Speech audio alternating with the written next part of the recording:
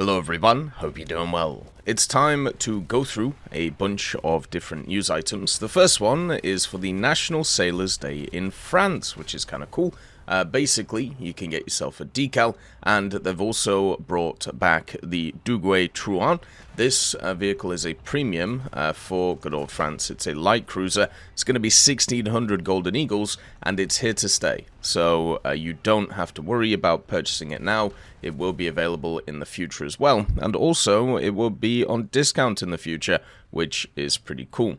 The Duguay-Trouin's pretty nice. We'll have a look at its kind of stats in a little bit. But first of all, to get the emblem of the French Naval Academy decal, all you have to do is play 3 battles using French naval vessels at rank 3 or higher to receive it. And this is between the 22nd of May and the 24th. So you don't have a ton of time to get it, so make sure to nail it down. So the Douguay-Trouin being available once again, this is a rank 3 battle rating 4.7 cruiser, which is quite a nice little area for cruisers nowadays. Obviously, if you get fully up-tiered, you're going to get donked on, but most of the time you're going to face destroyers and do pretty good. There's a lot of these machines for France, which don't have a ton of survivability, but have quite a lot of firepower in the cruiser area, and the Douguay is one of those vehicles. It has 4 sets of dual-mounted 155s. These 55s have access to HE with a ton of TNT equivalent, and also the base fuse HE with decent penetration, but the main one is this SAP shell that they have, the SAP BC. You can see here that it pens nearly 150 millimeters and also has quite a large TNT equivalent of 3.67 kilos. So when you penetrate with this, you are going to do damage on top of it. And that is the key thing about these French machines. That's right there. The fact that you have these guns, which don't exactly have the greatest fire rate around, but if you get them on target, which a lot of the time you'll be able to, you'll do a metric ton of damage. Now, the vehicle itself is quite large. It does have a lot of empty space in it, meaning that you are a large target for people to hit. It also does have 6 single 40mm bofas and 20 single 20mm and a few additional guns too around here, meaning that you do actually have an AA kind of complement, which a lot of the other kind of cruisers don't really have very well for the French. And the other thing you have is a little bit of armor around your general areas, and this is kind of where it falls apart.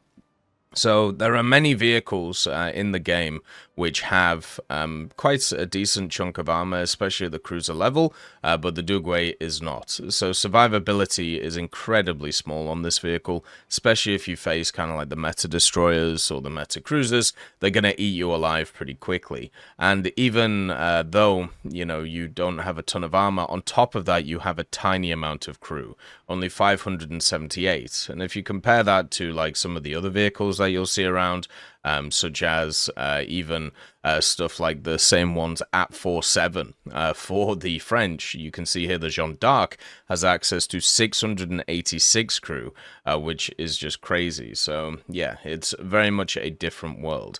The 4.7 Douguay is fun though, and it does have a lineup with it, and you could also run the Triumphant with it if you actually ground that out during the event, and it's a solid premium to be able to get a lot of rewards, but it's just one which I would say doesn't fully greatly fit in the meta. I would probably wait until a sale for it and then probably pick it up then.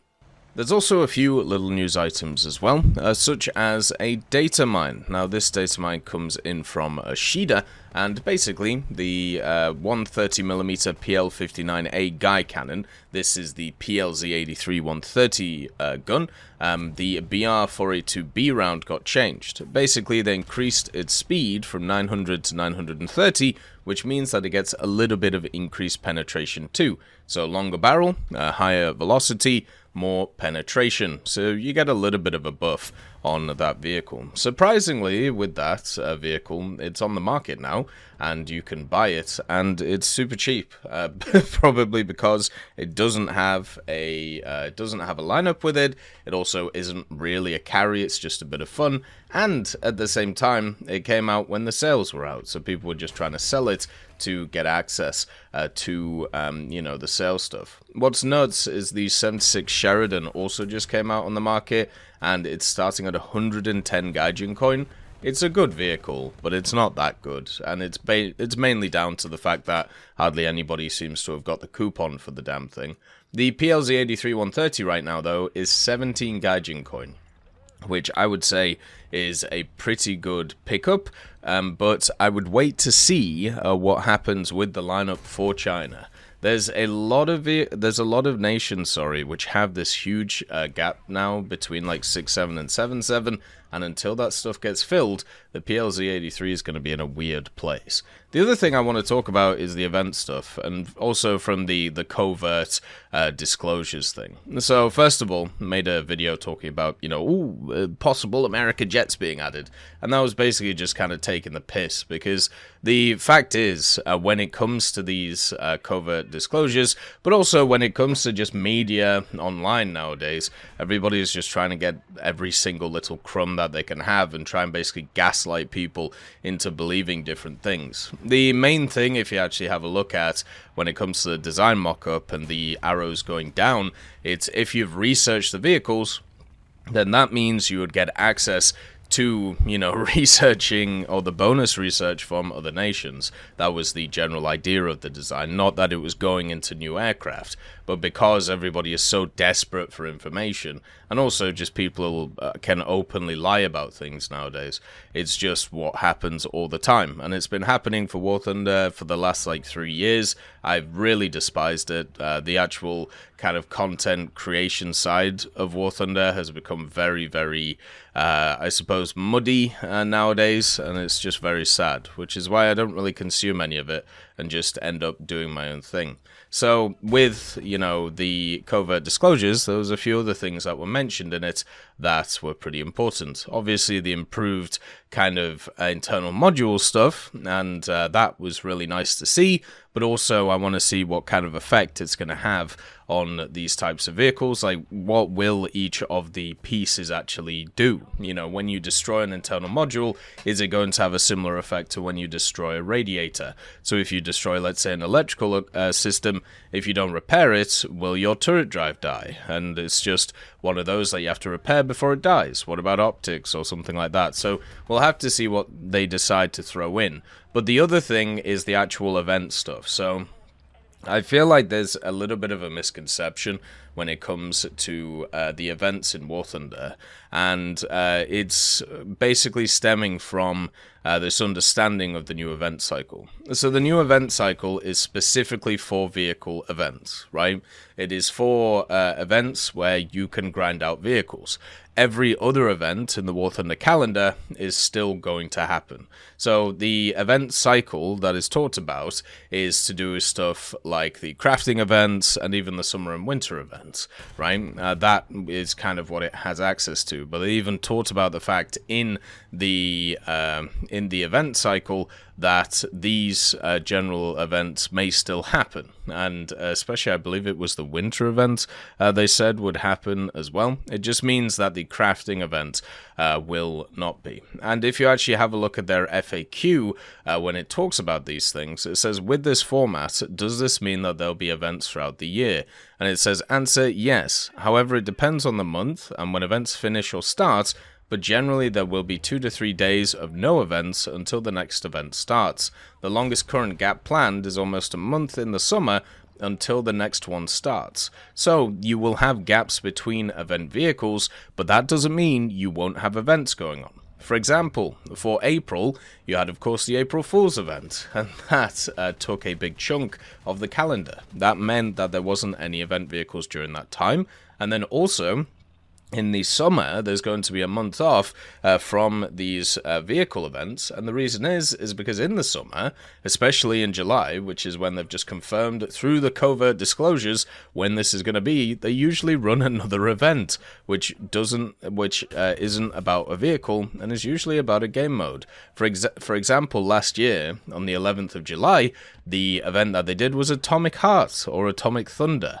which had access to a bunch of different mechanics, a bunch of different ways of actually playing the game, some decals, decorations, and obviously a tie-in with Atomic Heart, which is really cool. You know, you had the Hog 7 Hedgie, you had the Cellas and all that stuff, and even the Burav, which was pretty fun. So that was an event where you just played a separate game mode, you completed challenges, you got decals, decorations, and also just had fun.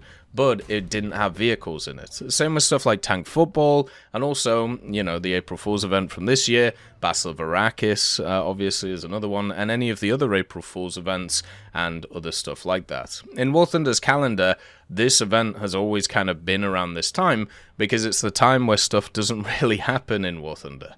In June, you have the major update, then July, you kind of have a doldrums area, and then in August, you'd usually hit with the summer event, which maybe this year we won't have, and instead we'll have a bunch of vehicle events, but in July you have this kind of unique event with it.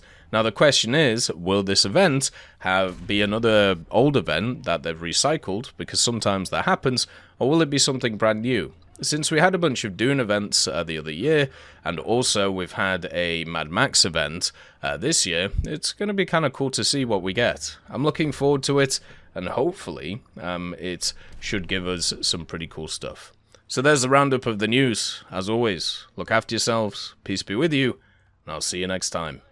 I'd like to thank GMG Smiley, CD Beans, Chieftain Mike, EMN3 Gixie, Tulio Pontecorvo, Brendan Quinn, Carrion Crow, Gus Irenicus, Pyman, Wartinder, Teddy, Daniel Stanton, Martinez, B. Young, Ozzy Panzer, Alan Hacker, Liam Shear, Opium Prime, Lafouche, Sem Arslan, Uncle Bean, and Derek R. for supporting the channel.